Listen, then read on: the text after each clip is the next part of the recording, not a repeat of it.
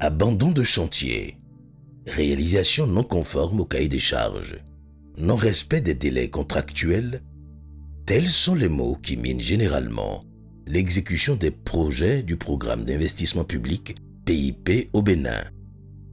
Pour remédier à cette situation, le contrôle rapproché des réalisations du PIP s'est imposé, d'où le soutien du projet d'appui à la gestion des investissements publics et à la gouvernance PAGIP-G, à l'organisation de ces missions.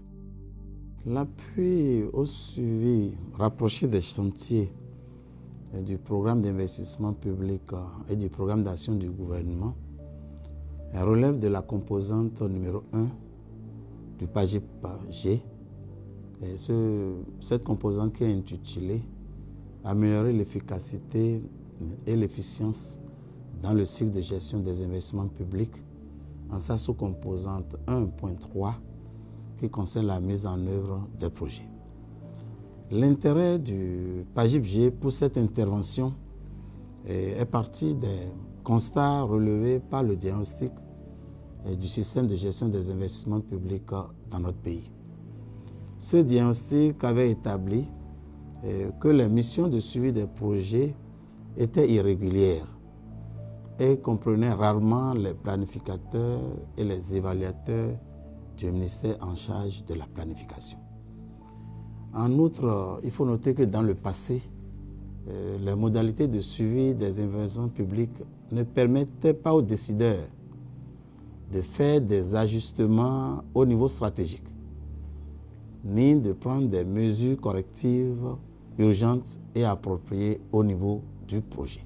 Le gouvernement, en arrivant en 2016, le chef de l'État s'est fait comme une règle 0 éléphant blanc en 5 ans. Et pour pouvoir faire cela, il a commencé d'abord par imposer une bonne planification des actions à faire, d'où le PAG qui trace la boussole à suivre. Et cette bonne planification s'est accompagnée d'une bonne mobilisation des ressources. Aucun chantier n'a été lancé sans que les ressources ne soient entièrement mobilisées.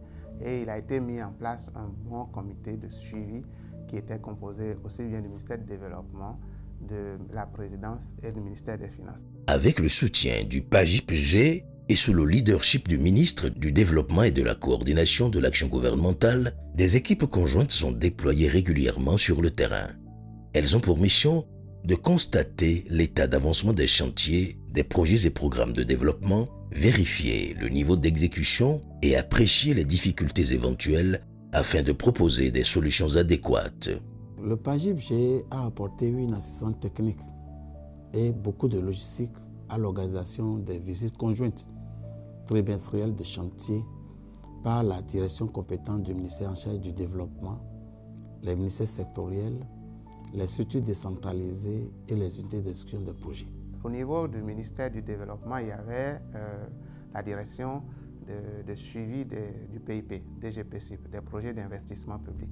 Donc, cette direction-là, c'était elle d'ailleurs qui abritait le projet PAGIP-G et ça a été conçu pour renforcer cette direction. Et donc, l'un des apports essentiels de PAGIP-G à la direction pour pouvoir permettre d'atteindre cet objectif, c'est tout de suite doter la direction des tests qu'il faut pour pouvoir, donc le cadre de suivi du PIP a été réformé. Et il y a eu un projet de décret pour les coordonnateurs de projets qui sont jugés sur performance pour pouvoir atteindre les objectifs qui leur sont assignés. Et il y a eu, en plus de ça, doter la direction des outils. L'outil, par exemple, de spatialisation des investissements publics qui permet de pouvoir voir à chaque région où se trouvent les investissements publics, qui permet d'abord de suivre de très près les investissements, mais aussi évite qu'il y ait une discrimination au niveau de la répartition des investissements publics sur le territoire national. L'intérêt des missions de chantier du programme d'investissement public, c'est pour véritablement venir vérifier sur le terrain le niveau d'évolution de la mise en œuvre de ces chantiers-là, relever également les difficultés qui entravent la bonne exécution de ces chantiers et en faire un point à l'autorité. Depuis plusieurs années déjà, PAGIP-G nous vient en soutien physique et financier sur l'activité de nos missions que nous organisons depuis déjà 2017. Donc vraiment c'est sans PAGIP-G. J'espère qu'on n'allait pas atteindre le niveau de suivi des chantiers que nous sommes en train de faire actuellement. Quand vous mettez une marmite sur le feu et que vous ne suivez pas comment est-ce que le feu est en train de faire, donc vous risquez de ne pas obtenir de résultat, soit c'est brûlé, soit ce ne sera pas cuit dans le délai, dans le temps. Vous voyez, le PAG est, on peut dire, concentre d'importants investissements pour le pays et les réalisations sont là. Et on a besoin de suivre de très près la mise en œuvre, non seulement pour permettre à ce que les acteurs puissent mettre en œuvre comme cela se doit, d'accord, de deux, pour les résultats de qualité que nous devons avoir. Et quand on dit les résultats de qualité, pour l'apprécier, il nous faut les données. Donc aussi des investissements dans les données. Une fois sur le terrain, l'équipe tient une séance d'échange avec les acteurs concernés. À certaines occasions, comme c'est le cas ici à Abomey, l'équipe de supervision est présente pour constater le bon déroulement de la mission. Les visites de chantier constituent une étape capitale dans les missions de suivi. Le respect des délais, les niveaux d'exécution physique, bref, le respect des cahiers de charges sont autant d'aspects auxquels s'intéresse l'équipe conjointe. C'est à travers le chantier qu'on sait exactement les réalisations physiques que l'État fait à travers les projets d'investissement public. Donc aujourd'hui, il y a une plateforme de gestion des investissements publics et de géoréférencement. Donc cette mission consiste à faire le suivi de l'exécution des chantiers du programme d'investissement public et du programme d'action du gouvernement.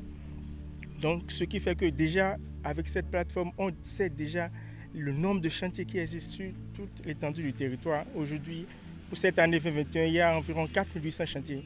Et on sait déjà leur répartition. Donc, dans un premier temps, les coordonnateurs de projet ont à inscrire toutes les informations nécessaires sur ces projets. Donc, à travers la mission, il y a des équipes techniques qui sont constituées ainsi que des équipes de supervision réparties à travers les 12 départements. D'habitude, on regroupe les départements 2 à 2. Donc, ce qui fait que nous descendons sur le terrain. Ce que nous faisons, c'est de confronter les informations fournies par les coordonnateurs de projet avec la réalité sur le terrain. Donc nous avons entre autres à prendre des informations sur l'état des chantiers, les motifs qui expliquent le fait que certains chantiers sont en difficulté. Par exemple, on distingue des chantiers en cours, des chantiers abandonnés, en souffrance, suspendus ou des chantiers achevés. Et lorsque ces chantiers sont achevés, on cherche à savoir si la réception définitive est faite ou provisoire et si éventuellement le chantier est déjà mis en service. Donc c'est ça. Donc comme motif aussi, on essaie de voir est-ce qu'il y a des décomptes non payés. Maintenant, si on cherche également les informations comme les délais d'exécution du projet, s'il y a eu des retards. L'autre côté aussi, on cherche à prendre l'impression des bénéficiaires et également d'autres informations comme les difficultés rencontrées et aussi que les suggestions. Donc l'autre chose, on va sur le terrain avec un logiciel de géoréférencement. Donc lorsque nous prenons quelques images des chantiers, des infrastructures sur le terrain, nous essayons aussi de géoréférencer, puisque déjà dès le départ, les coordonnateurs de projet nous ont déjà donné les localités. Mais avec le géoréférencement, on sait le point exact, c'est-à-dire l'endroit où le chantier est en train d'être mis en œuvre, de telle manière que n'importe quel individu, lorsque la personne a cette information à l'aide d'un GPS, la personne peut venir sur le terrain et retrouver le chantier. Les équipes sont munies d'un logiciel de géoréférencement leur permettant de prendre les paramètres de géolocalisation des infrastructures visitées. Le travail se fait avec professionnalisme et les résultats sont au rendez-vous. Le suivi rapproché des chantiers du programme d'investissement public et du programme d'action du gouvernement est intervenu dans le processus de création d'un cadre institutionnel chargé de superviser la mise en œuvre des projets d'investissement du gouvernement. Et de ce fait, le PAGIP-G a contribué sans aucun doute à l'amélioration du suivi, évaluation du programme d'investissement du gouvernement, et cela a été justifié par l'amélioration de la mise en œuvre du programme d'investissement public et du programme d'action du gouvernement de notre pays. Un suivi rapproché des chantiers du PAG et du PIP permet quand même de suivre la mise en œuvre, le respect des délais, la qualité des services demandés ou bien la qualité des ouvrages qui seront réalisés après la mise en œuvre des chantiers. Donc ce ne serait pas d'attendre la fin pour dire que tel c'est un éléphant blanc, on n'a pas respecté les spécifications techniques, on n'a pas respecté les thèmes de référence. Ça permet à des moments donnés de corriger les impairs lorsqu'il y en a et d'améliorer, de donner des conseils pour améliorer la bonne exécution de ces chantiers-là. Les résultats, pour moi, sont de très bons résultats parce que le projet a permis non seulement de combler les failles, mais en matière de bonne gouvernance, vous aviez le cadre institutionnel qui est important à mettre en œuvre et vous avez le cadre institutionnel qui est important à mettre en œuvre, vous avez les outils de planification pour avoir les bons produits à la fin. Et donc, le suivi et évaluation qui accompagne tout ça. Étant donné que le projet intervient sur toute sa chaîne de planification et de dépenses, il permet d'améliorer les dépenses. Et on a vu aujourd'hui, lorsque vous regardez les notes que le Bénin obtient en matière de bonne gouvernance, les deniers publics sont mieux dépensés. Il y a aussi la dématérialisation sur laquelle le projet a beaucoup accompagné pour faciliter et limiter la corruption.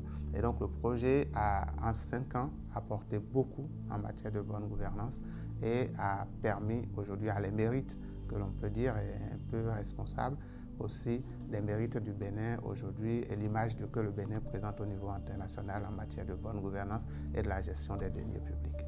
La particularité, je suis quand vous me demandez, je risque donc de faire une comparaison avec ce que je faisais hier. Et la particularité, c'est que ce suivi, c'est très rapproché maintenant de l'autorité, de la première autorité du pays. Ce qui n'était pas le cas hier. C'est très rapproché aujourd'hui de la première autorité parce que les cellules mises en place pour faire désormais le suivi qui sont, je crois, au nombre de 5 environ, portant donc sur un certain nombre de domaines. D'accord, les domaines concernent les secteurs, en fait. Donc, très vite, il aura donc le répondant. C'est-à-dire, les gens lui donneront les informations, les retours, les feedbacks. Et je crois que les institutions donc, iront très vite vers donc, là où il faut. Or, hier, effectivement, je suis effectivement dans une institution qui avait, disons, qui avait donc la gouvernance même du suivi. L'accompagnement du PAJIP-G au suivi des projets du PAG et du PIP a été très productif. À travers ce suivi rapproché, les parties prenantes ont une meilleure connaissance du niveau réel de l'exécution physique des chantiers et connaissent davantage le niveau de performance financière des projets et programmes. Les différents problèmes et difficultés auxquels sont confrontés ces projets sont connus et des mesures adéquates à la prise de décision sont proposées au gouvernement et mises en œuvre pour que n'adviennent plus jamais les éléphants blancs.